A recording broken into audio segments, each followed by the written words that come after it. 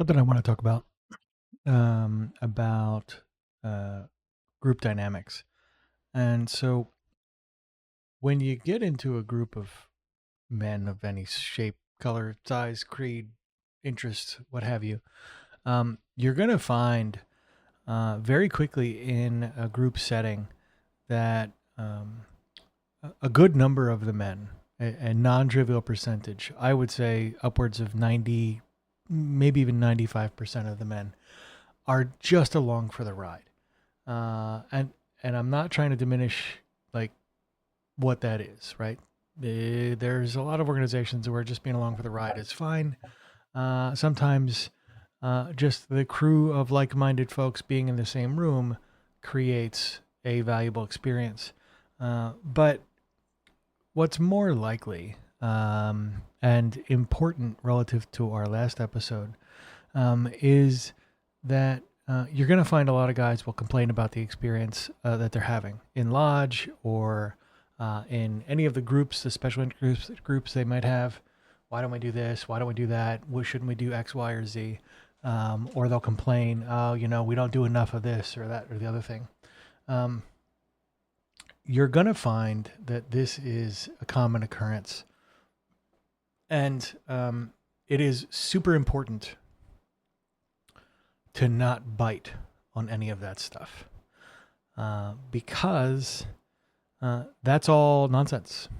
It's people complaining that they want something different, but they're unwilling to do the work to make it happen, which means even if you did all the work to make it happen, you are essentially playing the wrong game.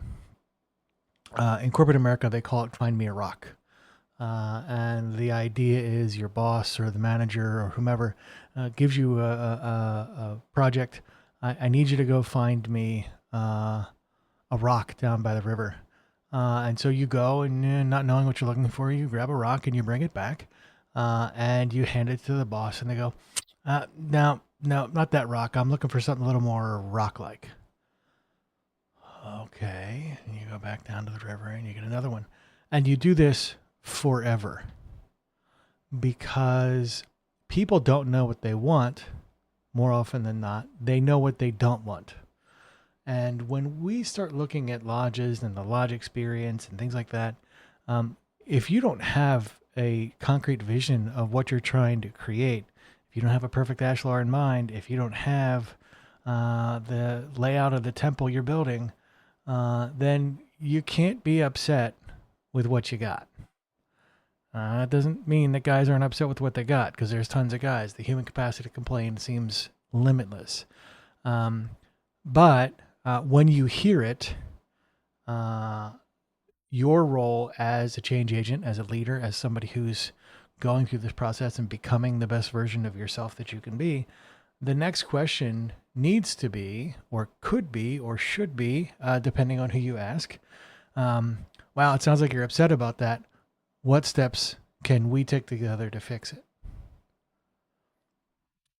You'll find 90% of the time the answer is, I don't know, and it doesn't matter. Or I know what we could do, but I don't want to do it because it's going to take too much time or too much effort. Um, this is also why you can't work anybody else's stone. You can't fix anybody else's problems. The challenges that you're going to face in your life, all of your complaints, all of the experiences you're trying to create, everything is just for you. Your relationships, your intimate relationships with family and all that kind of stuff, that's a little bit different. You co-create those, but the properties of those relationships, just like the properties of your lodge experience, emerge from the effort of the members. The lodge experience, internally and externally, is an emergent property of the work of the members doing it. The members doing the work.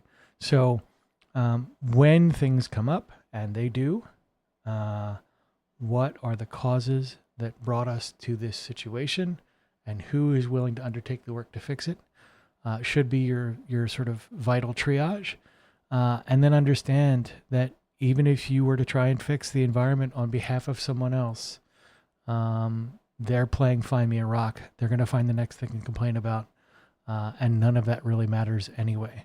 So take control and responsibility of your own effort, take control and responsibility of your own complaints. And then as you do this, as you become more of an agent of change and more of a leader in your lodge, you will be able to influence that lodge experience as a byproduct of your effort, not in direct result, because it doesn't work that way. Again, the group experience is a byproduct of the effort of the members. And as a fundamental sort of side note here, that's where the fraternity has historically been super successful, is that the fraternity itself, the experience, the fraternitas, the togetherness, is supposed to be experienced through the work, not merely by assemblage. You don't just get a bunch of guys in a room and expect them to cleave. Like, that's not the way it works. You do the work together. You do your work. They do their work. You experience the hardships and the trials and tribulations that come with it. And you build meaningful relationships. And the fraternity there is emergent from that work. So with that, go forth, work your stone.